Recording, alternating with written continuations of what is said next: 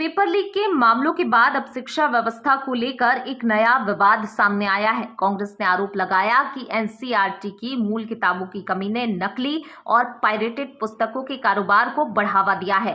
भोपाल में कांग्रेस प्रवक्ता विवेक त्रिपाठी ने केंद्र सरकार और एनसीईआरटी पर गंभीर सवाल उठाते हुए राष्ट्रपति से स्वतंत्र जांच की मांग की है। साथ ही पेपर लीक करने वालों के लिए मृत्यु दंड और पेपर खरीदने वालों के लिए आजीवन कारावास जैसे सख्त कानून बनाने की भी मांग की गई है।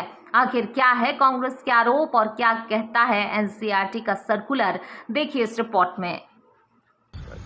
भारत में अब तक परीक्षाओं की पेपर लीक होते थे, अब किताबें भी लीक होने लगी है। 24 जून 2026 को एनसीईआरटी ने देश के अभिभावकों को एक चेतावनी जारी की, एक चिट्ठी निकाली है जिसमें कहा गया है कि पूरे देश में एनसीईआरटी की किताबों को नकली रूप से शिक्षा माफियाओं द्वारा उसका प्रकाशन किया जा रहा है, डिजिटली उसकी कॉपी का विक्रय किया जा रहा है, जो कि पूर्णतः गैर कानूनी है। अभी एनसीईआरटी किताबें भी नहीं छाप पाया था और शिक्षा माफियाओं के पास में पूरा कंटेंट आ गया है जिसकी वो नकली रूप से प्रतियां प्रकाशित कर रहे हैं, डिजिटल माध्यम से उसको बेच रहे हैं, जिसको लेकर एनसीईआरटी ने खाना पूर्ति करते हुए चेतावनी जारी कर दी। मैं पूछना चाहता हूं, जब जून तक सत्र प्रारंभ हो चुका था तो एनसीईआरटी ने किताबों का प्रकाशन क्यों नहीं किया?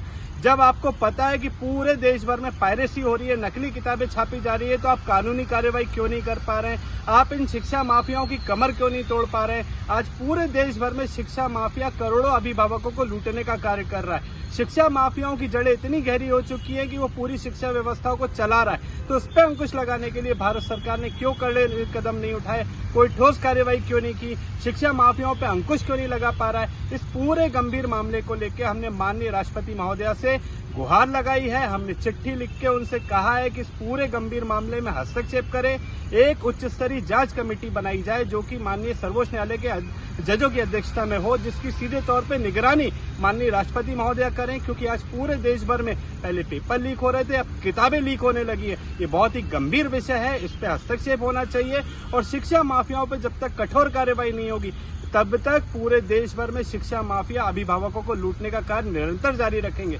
और भाजपा की सरकार और जिस प्रकार से उनकी एजेंसियां हैं वो शिक्षा माफियाओं के आगे घुटने टेक चुकी है, ये सीधे तौर पे उसका उदाहरण है। आप एडवाइजरी जारी कर रहे हैं, आप चेतावनी जारी कर रहे हैं, परंतु कोई कार्रवाई नहीं कर पा रहे, जिसके कारण आज शिक्षा माफिया पूरे देश भर में अभिभावकों को लूटने का कार्य कर रहा है।